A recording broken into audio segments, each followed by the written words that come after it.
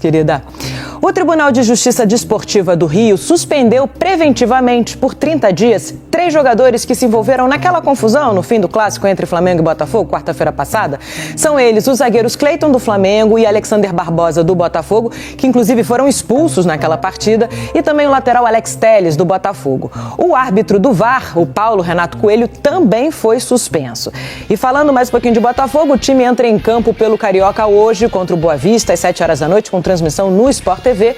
Vai ser a reestreia do Cláudio Caçapa no comando do time. Todos os titulares devem ser poupados porque quinta-feira tem o jogo pela Recopa Sul-Americana contra o Racing na Argentina. Contra o Boa Vista, e o time deve ter só reservas para essa partida, né? O Botafogo ainda precisa de pontos para se classificar, para garantir classificação à próxima fase. Nesse momento, o Botafogo está fora dos 4 primeiros colocados. Ainda assim, o Botafogo vai com reservas. É sinal de que o Campeonato Carioca não vão fazer loucuras físicas apenas para classificar o Botafogo à próxima fase do Campeonato Estadual. O Textor já deixou muito claro que não é prioridade do Botafogo o Campeonato Carioca, então o time deve ser todo reserva. E essa é a provável escalação que a gente vai colocar aí na tela para vocês, ó. Com o Léo Link, reforço, né, que chegou para o gol do Botafogo nessa temporada, veio do Atlético Paranaense, ele será o goleiro. Matheus Ponte na lateral direita, Serafim e David Ricardo vão formar a dupla de zaga com o Cuiabano na lateral esquerda. O meio-campo com o Newton e o Cauê, além do Rafael Lobato, do Patrick de Paula e do Yarley. No ataque, Juan Cruz, esse também é um reforço, né?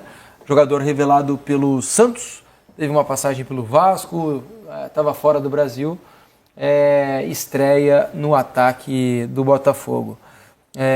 Botafogo que está com um novo treinador, né? Nesse momento, interino também, que veio da França, né? Do Lyon, Cláudio Caçapa. O Caçapa, né? E ele já começou a treinar o time aí. Talvez a gente já veja alguma coisa, algum dedo aí do Caçapa para tentar dar uma cara para esse Botafogo. Claro que é um time bastante desfigurado, né? Com muitos jovens. Sabe o que esperar de, às vezes, um time misto, assim. Misto não, né? Esse é completamente reserva. Tudo reserva. É quase um misto de profissionais com garotos que estão subindo agora da base, né? Enfim, mas essa é a escalação para o jogo contra o Boa Vista. O time alternativo do Botafogo não tem conseguido manter o padrão de jogo da equipe titular. Se a gente lembrar do padrão de jogo do ano passado, vamos colocar assim. A equipe titular também não está conseguindo manter o padrão da própria equipe titular do ano passado. Por isso fiz a ressalva do ano passado. Mas a equipe titular, eu coloco fé que vai conseguir recuperar na medida, talvez com o trabalho do Caçapa já consiga, né? E se chegar logo um treinador definitivo, vai assumir a identidade que o treinador quiser. Mas a equipe alternativa, né, a equipe reserva, não tem conseguido, assim, tem sofrido bastante para equilibrar os jogos, para competir. Não é um jogo bonito. Tudo bem que no estadual também acho que dependendo, às vezes, do gramado, o lugar onde você vai jogar, é difícil você manter um padrão de qualidade de jogo. Mas a equipe alternativa do Botafogo, ela tenta competir. Eu acho que é isso que cabe a esse Botafogo agora. Da temporada, né, que a gente falou que eles vieram e fizeram um bom jogo, depois realmente, com todas as dificuldades aqui pertinentes, com essa parte da diretoria, de programação, falta de treinador ou não, se apresentar um pouco depois dos adversários, o foco ou não para a Supercopa e depois para a Recopa, enfim. O fato é que nesse momento nada está favorável para o Botafogo. E o campo está refletindo isso, também não está conseguindo jogar, né, se desenvolver. Isso gera também um certo desconforto para um time que estava encaixadinho. É isso, o Botafogo está no mercado, né, tentando contratar treinador e jogadores. Hoje, por exemplo, o Botafogo encaminhou a contratação do Santiago Rodrigues. É um jogador do New York City, né, uruguaio. Vai assinar contrato até o fim de 2028, o Botafogo deve pagar algo em torno de 97 milhões de reais. Esse é o valor do reforço do Botafogo, né? Um reforço de peso, é um jogador caro. Nessa última temporada da Major League Soccer, né, lá o campeonato dos Estados Unidos, ele jogou 36 jogos, marcou 13 gols e deu 6 assistências ainda. Ele tem 25 anos e esse deve ser o reforço do Botafogo. Um jogador num estilo, né, parecido com o do Almada. Joga pelo lado esquerdo, gosta muito de trazer a bola para dentro. Então, na teoria, é o substituto do Almada. Conhece o Santiago Rodrigues, Jéssica? O Santiago, acho que ele chega para suprir a ideia do Botafogo de contratar o Bitelo, né, que parece que fica muito claro que não vai acontecer. E o Bitelo, ao meu ver, joga muito mais que o Santi Rodrigues. Mas é uma oportunidade de mercado que apareceu para o Botafogo. Achei um valor alto, mas a gente está falando do mercado que está bem inflacionado, né? Espero que ele consiga servir. Não tem as mesmas características do Bitelo. O Bitelo, ele já fez, ele faz um 10, mas ele já fez segunda função no meio campo. Ele é um jogador que consegue construir, acho, de trás um pouco mais.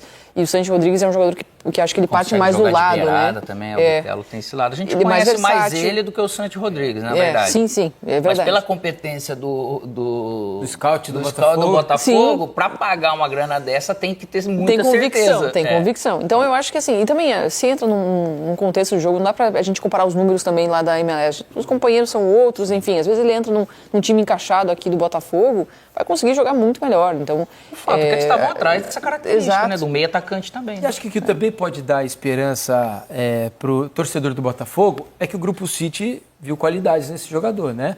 Porque ele era do Montevideo City Talk, que é um braço, né, um clube do Grupo City, e de lá ele foi levado para o Nova York, para o time de Nova York, para o New York City, que também é do Grupo City, né? Então, se o Grupo City acerta muito, né? Nessa parte de scout, de buscar jogadores, eles são bem criteriosos. Então, se eles viram boas qualidades nesse jogador, acho que é um ponto a favor para que ele possa vir ao futebol brasileiro e também fazer sucesso. Sim, acho que sim. Acho que o torcedor do Botafogo não tem por que não confiar na equipe de scouts que tem dado uma equipe campeã pro Botafogo.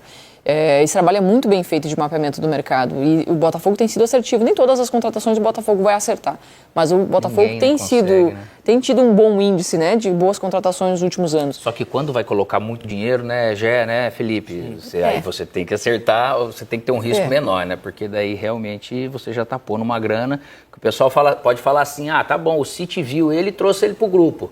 Mas por que tá vendendo? Né? Mas essa dúvida com 25 anos é totalmente, às vezes, pertinente, mas os números são bons. A questão às vezes ele não é bom o suficiente para jogar no Manchester City, por exemplo, mas foi importante para jogar no New York City, faz parte. E a grana como negócio também, Felipe. Isso, claro. E só para dar, eu dei números da última temporada, mas os números gerais dele, né, são bons. Por exemplo, ele fez 116 jogos na Major League Soccer.